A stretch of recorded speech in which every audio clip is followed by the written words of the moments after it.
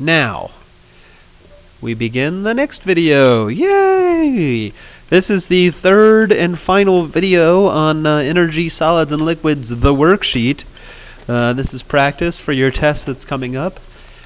Here we have a vapor pressure diagram. Vapor pressure diagram essentially shows what the vapor pressure is of a substance at different temperatures.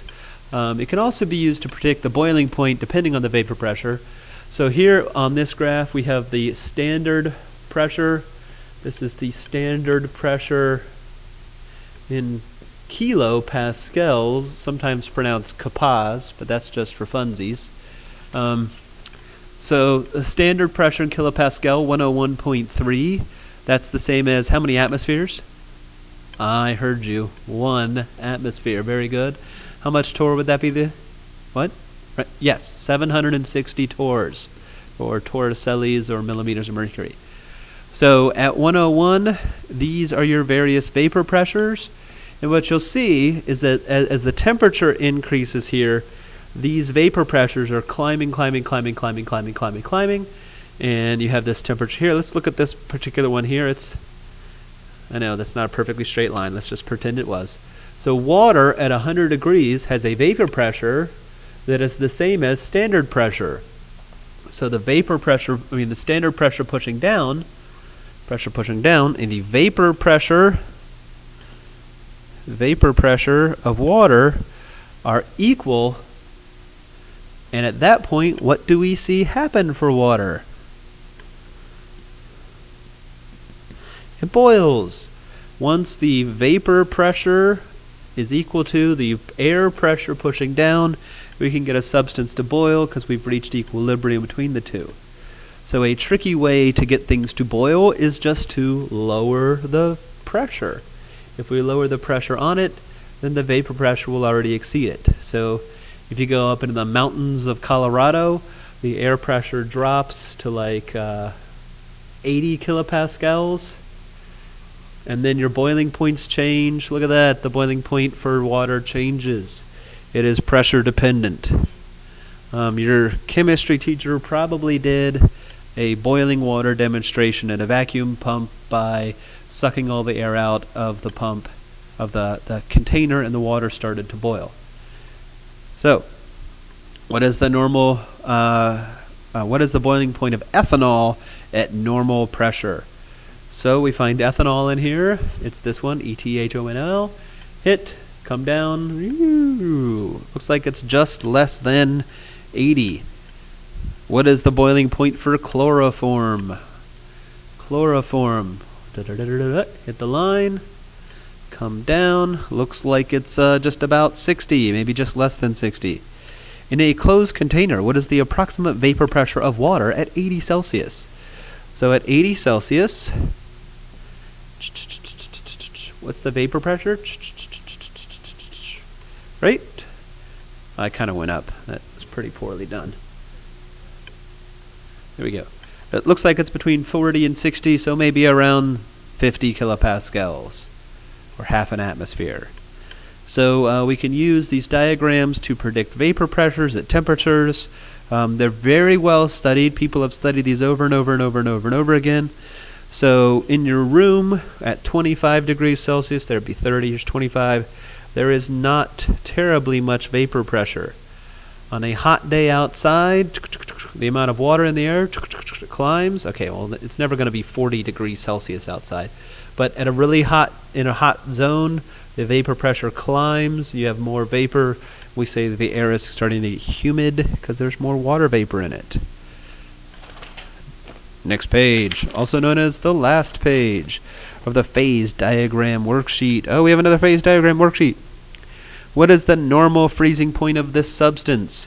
So normal, what is normal? No one person is normal, but you average this all together. Anyway, the pressure in atmospheres. Here is what we consider normal pressure to be in atmospheres. 1 atmosphere, 760 millimeters of mercury, 101.3 kilopascals. And we cruise across here. As we cruise across, we're going from solid to liquid to gas. And we can see different temperatures that coincide to these things. What is the normal freezing point of this substance? So it looks around to be 100, maybe 125, right in that range there, because you cross, this is the melting or freezing line. It's melting if you go this way, if you come the other direction, it's freezing. What is the normal boiling point of this substance? Right here, come down, hit between 300 and 400. Again, this line is the boiling point, condensation point line.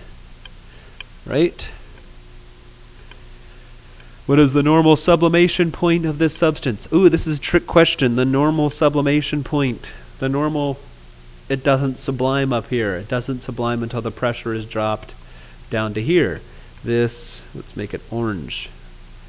This line here is the sublimation deposition line. And so if you're going from solid to gas, it's sublimation. If you're going from gas to solid, it is deposition or deposition. So at normal pressure, it doesn't sublime. If I, that's right, you, had a quantity of this substance at a pressure of 1.25 atmospheres and a temperature of 300 degrees Celsius. Okay, let's mark that spot. 125, 300, we are here-ish. And lowered the pressure to 0.25, what phase transition would occur?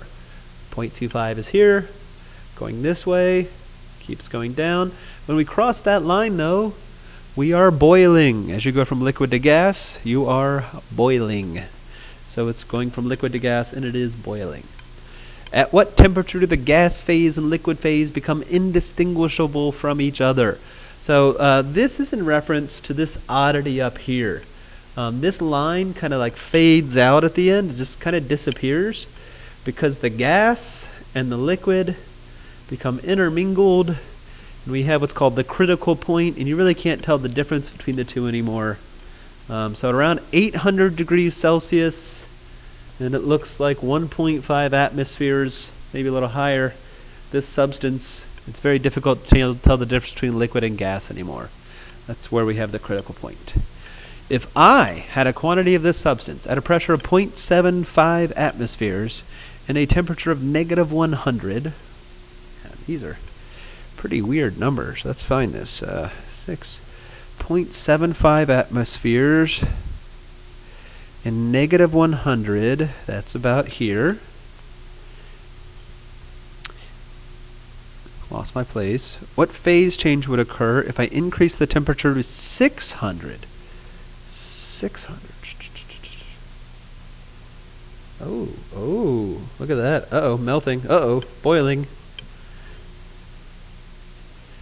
So first we would melt at about 100, and then a little bit later it would boil, right?